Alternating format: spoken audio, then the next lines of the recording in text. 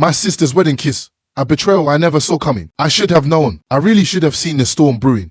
The insidious way my life was about to be ripped apart. But I was blinded by trust, by family, and by a love that turned out to be a cruel illusion. What happened next will leave you speechless. As a 28-year-old woman, I found myself smack dab in the middle of a nightmare involving my 26-year-old sister and my 29-year-old boyfriend. My sister's wedding was breathing down our necks, but I started to notice acting weird around my boyfriend. At first, it wasn't anything crazy, just small, subtle things that made my stomach flip with unease. She'd leave over-the-top compliments, like, "You're so funny," at his jokes, even the ones that weren't particularly witty, letting out these fake, obnoxious laughs that scraped against my nerves. I tried to brush it off, thinking she was just extra bubbly because of the wedding excitement. Then, she started finding reasons to touch him, nothing outrageous, just a hand on his arm during a convo, or lightly bumping into him as she walked by. These were subtle, but unmistakable hints that something wasn't right. I even caught her eyes lingering on him way too long when he wasn't looking, and my gut churned with the most awful dread. One night, after a family dinner where my sister had been extra flirty, I finally decided to bring it up with my boyfriend. I turned to him, my voice trembling slightly, and asked, "Did you notice how Sarah was acting tonight?" He looked at me with genuine confusion and replied, "What do you mean?" So I laid it all out, explaining what I'd seen: the excessive laughing, the unnecessary touching, the lingering glances. But after I finished, he just shrugged it off. "I think you're overthinking it," he said, completely missing the alarm bells screaming in my head. "She's probably just excited about the wedding. It's harmless." Despite his dismissive words, I couldn't shake this feeling that something was seriously wrong. This whole situation felt anything but harmless to me. I decided to keep a closer eye on things, desperately hoping I was just being paranoid, that my suspicions were unfounded. Over the next few weeks, I became obsessed. Every time we were around my sister, I was constantly watching her like a hawk. It became horrifyingly clear that she was always trying to be near my boyfriend, sitting next to him whenever possible, and inventing endless excuses to ask for his help with wedding stuff. Even when I was standing right there. One day, we were at my parents' house for a barbecue. I went inside to use the bathroom, and when I came back, I saw something that made my world tilt on its axis. My sister and my boyfriend were talking in the corner of the yard, standing way they're close. She was giggling at something he said, a sound that twisted my stomach into knots of pure revulsion. They quickly stepped apart when they saw me, my sister walking away as if nothing happened. I felt a wave of nausea and rage, but I held back, not wanting to cause a senile family gathering. Later that night, when we were alone, I confronted him. "What were you and Sarah talking about earlier?" I demanded. "Wedding details, like the music selection," he replied, but his response felt hollow. Why did such a simple conversation require them to stand so close? Clearly frustrated, he tried to dismiss my concerns, assuring me, once again, that nothing was going on. He insisted my sister was just being friendly, but by now, I couldn't hold back anymore. I let loose, pointing out that my sister was practically throwing herself at him, and he wasn't doing a thing to stop it. He looked at me, the pained expression on his face, and asked what I expected him to do. He reminded me that she was my sister, and he was simply trying to be polite. He argued that telling her to back off was out of the question. I told him he could at least set some boundaries, make it clear he wasn't interested in anything more than friendship. But he stubbornly insisted he wasn't interested in her at all, claiming I was seeing problems that didn't even exist. Our conversation spiraled, going nowhere. We were both frustrated and unsure of what to do. He kept saying I was imagining things, and no matter how hard I tried, I couldn't get him to see what was so damn obvious. We ended up going to bed angry and frustrated, the issue unresolved. The next day, I realized I had to confront my sister directly. Avoiding this was just making things worse. I called her and asked if we could meet for coffee. Her voice was cheerful, seemingly unaware of the storm brewing inside me. We met at a small cafe near her apartment. When we sat down, I was a nervous wreck. My hands trembled as I stirred my coffee. My sister, on the other hand, chatted away about her wedding plans, completely oblivious to my discomfort, which only made things harder. After a few minutes, I couldn't hold it in any longer. My voice cracked a little, betraying the seriousness of what I was about to say. "We need to talk about something important," I said. Caught off guard, my sister looked at me, her brow furrowed. "What's wrong?" Taking a deep breath to steady myself, I started to explain. I told her I had noticed how she'd been acting around Tom, my boyfriend, and that it was making me incredibly uncomfortable. I mentioned the flirting, the casual touches, the lingering looks, things that had been eating away at me for weeks. I emphasized that her behavior needed to stop. As I spoke, her face morphed through a range of emotions. First surprise, then confusion, and finally, anger. She demanded to know what I was talking about, vehemently denying that she'd been flirting with Tom at all. Refusing to back down, I pushed harder, Are you being serious right now? I explained that her actions weren't just inappropriate. They were causing me intense distress. She responded with a cold, harsh laugh that sent shivers down my spine. She told me I was being ridiculous, dismissing my concerns by saying Tom was practically family. Her words did nothing to ease the tension, and I knew I had struck a nerve. I couldn't hold back anymore and unleashed all my frustration, pointing out that it was more than just friendliness. She was constantly finding excuses to be near my boyfriend, even the ones that made no sense. It was crystal clear to me what she was doing. As I spoke, I saw her face turn red with anger and disbelief. She was clearly shocked by my accusations, especially so close to her wedding. Her tone sharpened, and she started questioning my confidence, suggesting I must be deeply insecure to accuse her of such behavior. But I stood my ground. I tried to explain that my concerns weren't about insecurity, but about basic respect. I told her she was crossing a line that shouldn't be crossed. Suddenly, chairs scraped loudly against the floor, signaling the end of our conversation. She declared she wasn't going to sit there and listen to my paranoid and ridiculous accusations. She made it clear that if I couldn't trust my own sister,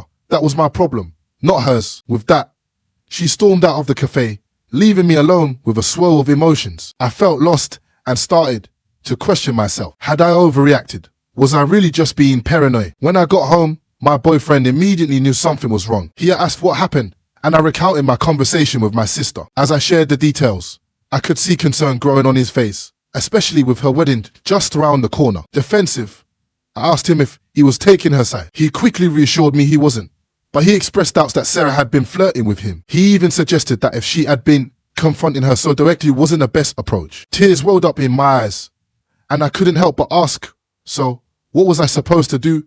Just ignore it? The frustration and hurt were evident in my voice. Sensing my distress, my boyfriend gently wrapped his arms around me. He suggested that maybe I could have handled things differently, less confrontational. He expressed concern that now Sarah was likely upset with both of us, and this could cast a shadow over her upcoming wedding, making everything feel incredibly awkward. Feeling overwhelmed, I pulled away from his embrace and snapped, so this is all my fault.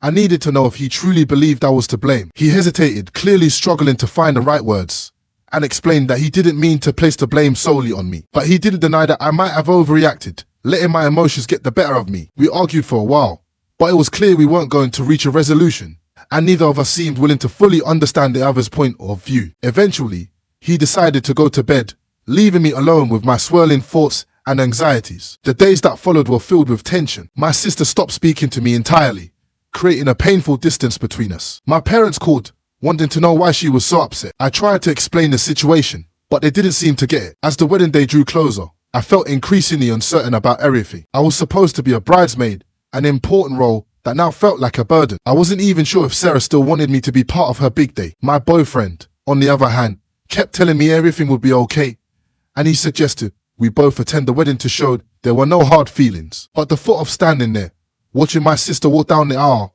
knowing how angry and hurt I felt, made me physically ill. This whole situation had become a tangled mess, and I didn't know how to untangle it without causing even more damage. I tried to call Sarah several times, but she didn't answer. I left voicemails, apologizing and begging her to talk to me, but she never responded. I even went to her apartment, but she refused to open the door. My anxiety grew as the wedding day approached. I wasn't convinced, but my boyfriend kept urging me to let it go. Then, after my confrontation with Sarah, things deteriorated further when she told her mother about my accusations. My mom called me, shouting, "How could you be so selfish and make this about you right before Sarah's wedding? How could you accuse your own sister of such a thing?" She wouldn't listen as I tried to explain. She just ordered me to fix the problem immediately and apologize to Sarah. The stress on our family was unbearable, and now my parents were upset too. My boyfriend, Tom, persisted in telling me I was exaggerating, which only made me feel worse. A week before the wedding, I went to my parents' house, hoping to smooth things over. As I walked up to the front door, I heard hushed voices coming from the side of the house. Intrigued, I walked to the garden and stopped dead in my tracks. Partly concealed behind a big bush were Sarah and Tom, locked in a passionate kiss. Sarah's legs were wrapped around Tom's waist. They were so lost in each other that they didn't even notice me standing there. It felt like I had been punched in the stomach. All the air left my lungs, and for a moment, I couldn't move. As the reality of what I was witnessing sank in, a powerful wave of anger and betrayal washed over me. My emotions took over, and I found myself screaming. What in the world is this? My voice trembled with the intensity of what I was feeling. Their reaction was immediate. My sister and boyfriend looked at me in complete shock, their guilty expressions betraying them completely. Sarah's face drained of all color turning pale as she realized she'd been caught. "It's not what it looks like," she stammered, but it was exactly what it looked like, confirming every fear and suspicion that had been gnawing at me for weeks. Tears streamed down my face as I choked out the words, "How could you? My own sister and my boyfriend." The pain in my voice was unmistakable. Sarah began to cry. "I'm so sorry. We didn't mean for this to happen." But I couldn't stand to hear their excuses. I just ran. Their desperate calls for me to return fell on deaf ears. As I drove away, my phone started ringing non-stop. First Tom, then Sarah, then my parents. But I couldn't bring myself to answer any of them. The pain was too raw, too overwhelming. When I finally got home, I immediately packed a bag with some clothes and essentials. I couldn't stay there. I sent Tom one final text message. "Don't try to contact me again." And I turned off my phone, cutting off all further communication. Now, I'm in a hotel room in a nearby city, unsure of my next move. With the wedding just a few days away, I know there's no way I can go. Everything has been irreparably damaged by this betrayal. It feels like my entire world has been turned upside down. Everyone made me feel like I was crazy for suspecting something was wrong. But in the end, I was right. The pain of that realization is almost too much to bear. And I can't help but wonder if I'll ever be able to trust anyone again. After the earth-shattering shock of discovering my sister Sarah with my now ex-boyfriend Tom, I spent several days in a haze, struggling to process everything that had happened. My phone buzzed constantly with messages and missed calls from both of them, as well as my parents, but I was completely numb. I couldn't bring myself to respond to anyone. Eventually, I realized that Mark, Sarah's fiancé, needed to know the truth. With a heavy heart, I made the agonizing decision to call him. I could hear the confusion in his voice when he answered. He asked what was going on and said he'd noticed I'd vanished. Taking a deep breath, I started to tell him everything. I told him about the suspicions I had had from the beginning, how everyone, including Tom and Sarah, had brushed off my concerns and made me feel like I was crazy. He didn't interrupt, only occasionally making a small sound to let me know he was still there, absorbing every horrifying word. When I finally finished, there was a long, heavy silence on the other end of the line. Then, in a controlled, measured voice, Mark simply thanked me for telling him, adding that he needed some time to process everything. I sat there, staring blankly at my phone. As the wedding day crept closer, I heard nothing further from him or the rest of my family. Sarah didn't even try to contact me. I started to suspect that she somehow managed to convince Mark that I was just a jealous, vindictive sister. The thought that she might escape the consequences of her actions made me feel physically ill. I realized there was absolutely no way I could attend the wedding. The idea of watching Sarah walk down the aisle, pretending that nothing was wrong, was unbearable. Instead, I decided to spend that day alone, focusing on trying to piece my life back together in the wake of this earth-shattering betrayal. On the evening of the wedding, I received an unexpected call from my cousin Emma. There was an unmistakable tone of excitement and urgency in her hushed voice. "Oh my goodness, you won't believe what just happened," she said, confused and apprehensive. I asked her what she meant. Without hesitation, Emma launched into her story, recounting the events that had unfolded. She explained that everything had seemed normal at first. Sarah had looked stunning in her wedding dress, and Mark had been standing at the altar, seemingly ready for the ceremony. But when it came time for the vows, Mark unexpectedly stepped forward and announced that he had something to say. My heart pounded as I listened to Emma describe the scene. Mark, in front of everyone, declared that he couldn't go through with the wedding. He told the shocked guests that he could not marry someone who had betrayed her own sister by getting involved with her fiancé. Emma continued, recounting how Sarah had turned completely pale at Mark's words. Then, to everyone's astonishment, Mark turned to my parents and apologized, telling them they deserved to know the real reason I had distanced myself from the family. Emma went on to say that Sarah had burst into tears, and my parents had been completely dumbfounded, trying to make sense of what Mark had said. Then Mark, with his head held high, had walked out of the church, leaving Sarah sobbing alone at the altar. It was like something out of a movie.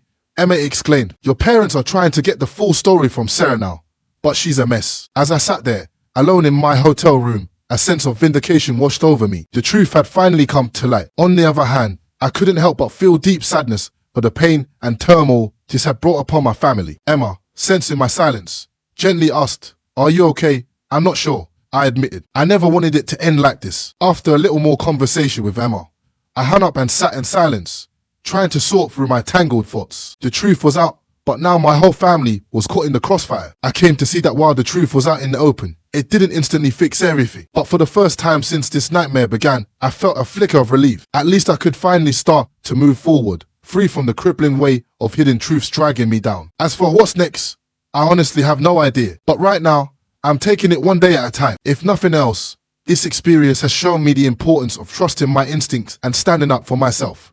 even when others try to convince me that I'm wrong. To anyone going through something similar, please remember to rely on your gut feelings and resist being convinced to doubt your own impressions by others. So Reddit, after hearing everything, do you think I handled the situation correctly? Was there anything I could have done differently? Your honest opinions would really mean a lot to me right now. I'm trying to make sense of it all and figure out how to move forward, so please share your thoughts and perspectives.